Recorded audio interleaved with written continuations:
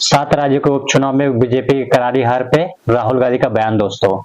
7 राज्यों के उपचुनाव के नतीजों ने स्पष्ट कर दिया है कि भाजपा द्वारा बुना गया भय और भ्रम का जाल टूट चुका है। किसान, नौजवान, मजदूर, व्यापारी और नौकरी पेशा समेत हर वर्ग तानाशाही का समूल नाश कर न्याय का राज स्थापित करना चाहता है। अपने जीवन की बेहतरी और संविधान की रक्षा के लिए जनता पूरी तरह से इंडिया के साथ खड़ी है। जय हिंदुस्तान, जय संविधान। तो दोस्तों, मुद्दा सिर्फ ये नहीं है कि भारतीय जनता पार्टी 13 में से 11 सीटें उपचुनाव हार चुकी है। मुद्दा यहाँ पे यह है दोस्तों, बद्रीनाथ में कांग्रेस ने बीजेपी को धूल चटा दी दोस्तों। तो दोस्तों, बद्रीनाथ उपचुनाव, उत्तराखंड के बद्रीनाथ उपचुनाव में भारतीय जनता पार्टी को करारी हार मिली है, जहां पे कांग्रेस ने अपना जीत हासिल किया है। और दोस्तों, मैं आपको बताना चाहूंगा, बीजेपी भारतीय जनता पार्टी ने बद्रीनाथ में कितनी मंदिर से जुड़े राजनीति की, फिर भी वहां पे वो चुनाव हार गई है। और दोस्तों देखिए, कांग्रेस के जीत पर वहां की जनता जश्न मना रही है, देखिए आप।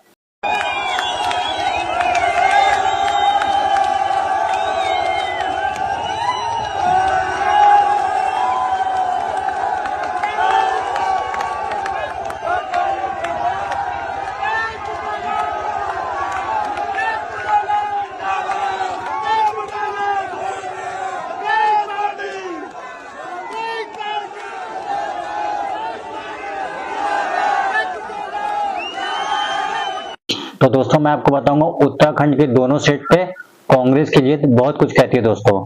तो मैं आपको बताऊंगा, जहां पे बीजेपी ने बद्रीनाथ में मंदिर से जुड़े कितनी राजनीति की थी, फिर भी वो बद्रीनाथ में चुनाव हार चुकी है दोस्तों। अभी हाल ही में लोकसभा चुनाव में उत्तराखंड में कांग्रेस का सोपड़ा साफ हो गया था, बट अभी विधानसभा उपचुनाव में बद्रीनाथ के उत्तराखंड की जनता ने कांग्रेस पे विश्वास जताया दोस्तों। ये बहुत बड़ी बात है। और दोस्तों, बात यहाँ पे यह है कि बद्रीनाथ में जहाँ पे कांग्रेस ने चुनाव जीता है, जैसे कि अब अयोध्या, फैजाबाद की बात करें, उसके बाद अभी बद्रीनाथ में जनता ने तय कर दिया दोस्तों कि भी धर्म के ऊपर राजनीति कुछ काम नहीं करने वाली है बीजेपी पार्टी की। और दोस्तों, बात जरूर मैं बद्रीनाथ का कर रहा हूँ, बट उत्तराखंड में एक और सीट में आपको चर्चा करूंगा, यानी कि मंगलोर की। मंगलोर सीट भी कांग्रेस ने जीत दर्ज की है, बट वो सीट क्यों इतनी इंपॉर्टेंट है उसकी मैं चर्चा करूंगा दोस्तों। इन तस्वीरों को देखिए दोस्तों आप।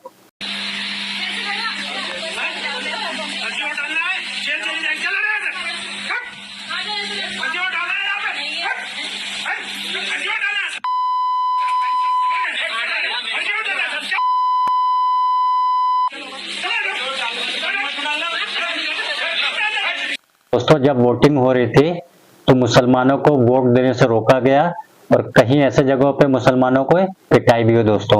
अब ये तस्वीर में जैसा कि देख सकते हैं, ये तस्वीर क्या बयां कर रही है। जी हाँ, मंगलोर में भी माहौल को बर्बाद करने के लिए कोई भी कसर छोड़ी नहीं गई थी दोस्तों। और दोस्तों, ये सारी चीजें कौन कर रहा है ये आपको मुझे बताने की जरूरत नहीं है दोस्तों, आप खुद समझ सकते हैं। और दोस्तों, सबसे दिलचस्प बात यह है कि यहाँ पे बीएसपी ने एक अपना मुस्लिम कैंडिडेट उतारा था। मैं आपको बताऊंगा दोस्तों, कांग्रेस की तरफ से यहाँ पे थे काजी निजामुद्दीन, और दोस्तों बीएसपी ने उतारा था उबैदुर रहमान को। दोस्तों, बीजेपी की तरफ से थे करतार सिंह भड़ाना। यानी कि दोस्तों, बीएसपी ने जानबूझकर एक मुस्लिम प्रत्याशी को उतारा ताकि कांग्रेस का वोट कटे और बीजेपी वहां पे चुनाव जीत जाए। बट आप देख सकते हो दोस्तों, उत्तराखंड में बद्रीनाथ और दूसरा मंगलोर, दोनों में कांग्रेस ने जीत हासिल कर दी और बीजेपी को करारी शिकस्त दी दोस्तों उपचुनाव में। और दोस्तों, बीएसपी ऐसा लगातार करिए, यानी कि बीएसपी सब कुछ कर नहीं, फिर भी कांग्रेस वहां पे जीत हासिल की दोस्तों। उत्तराखंड में दोस्तों इन्होंने दोनों चीजें की। सबसे पहली बात मैं आपको बता दूंगा, बद्रीनाथ में जो धर्म से जुड़ी राजनीति की, और वहां पे उत्तराखंड की बात करूं तो वहां पे सांप्रदायिक राजनीति की उन्होंने दोस्तों। और दोस्तों, इंपॉर्टेंट चीज ये है कि ये सब करने के बावजूद भी भाजपा जीत नहीं पाई दोनों सीटों पे। इससे क्या संदेश जाता है दोस्तों? क्या सांप्रदायिकता से लोगों का अब सब्र का बाड़ टूट गया है, या दोस्तों लोगों को इस बात का अंदाजा हो गया है कि जहरीली राजनीति का कोई भी फायदा नहीं हो रहा दोस्तों? चाहे आप अयोध्या की बात करें, फैजाबाद की बात करें और बद्रीनाथ की बात करें दोस्तों। और सबसे बड़ी बात दोस्तों, जालंधर में जहां आम आदमी पार्टी के प्रत्याशी को जीत मिली है, सबसे ज्यादा वोटिंग मिली, 60% वोटिंग से जीत हासिल की दोस्तों। और दोस्तों, किस तरह का जश्न आम आदमी के कार्यालय पे हुआ वो आप यहाँ पे देख सकते हैं वीडियो में।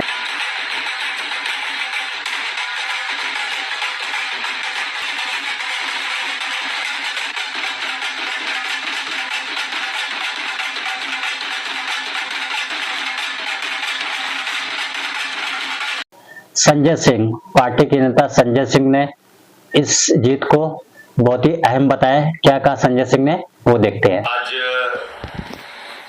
पंजाब के जालंधर वेस्ट का भी रिजल्ट आया है। लगभग 38,000 वोटों से हमारा कैंडिडेट महेंद्र भगत जी जो है वो वहां से चुनाव जीते हैं।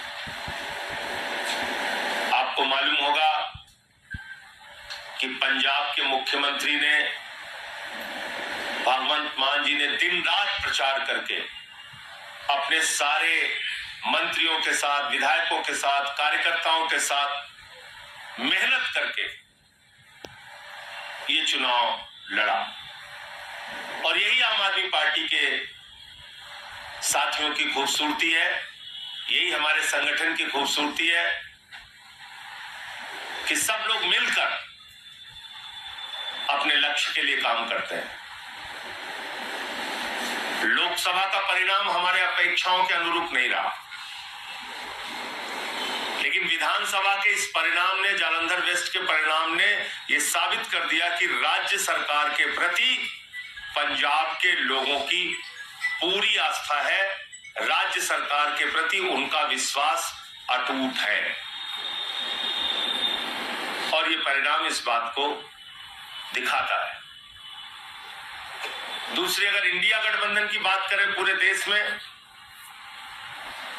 तो इंडिया गठबंधन के लिए, इंडिया गठबंधन इस उपचुनाव में जीत रहा है पूरे देश में।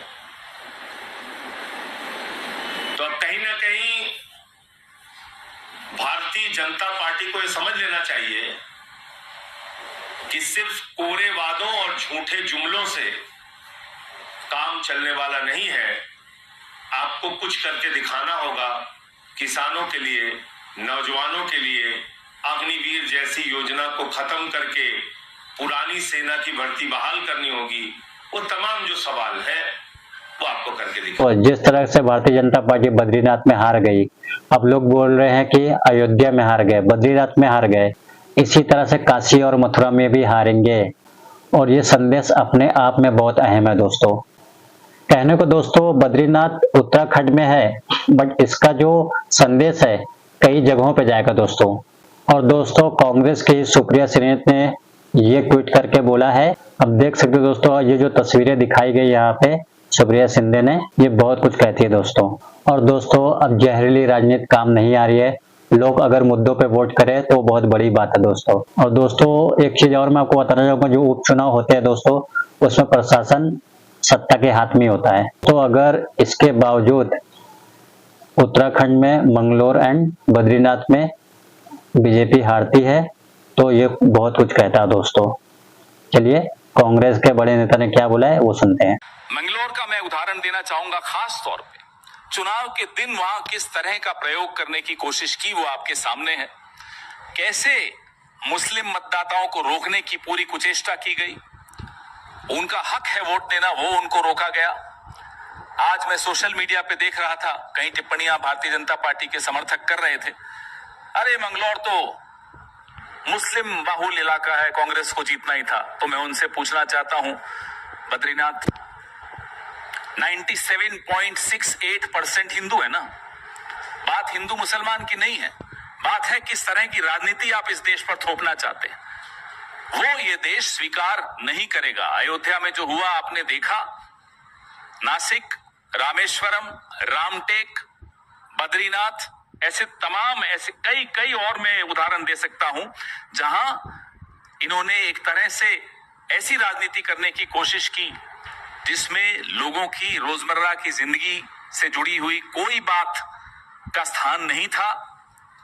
उन मुद्दों को वो सामने नहीं आने देना चाहते थे, सिर्फ और सिर्फ लोगों को लड़ाकर, विवाद पैदा करके राजनीति करना चाहते थे। उसका आज एक बहुत करारा जवाब लोगों ने दिया है।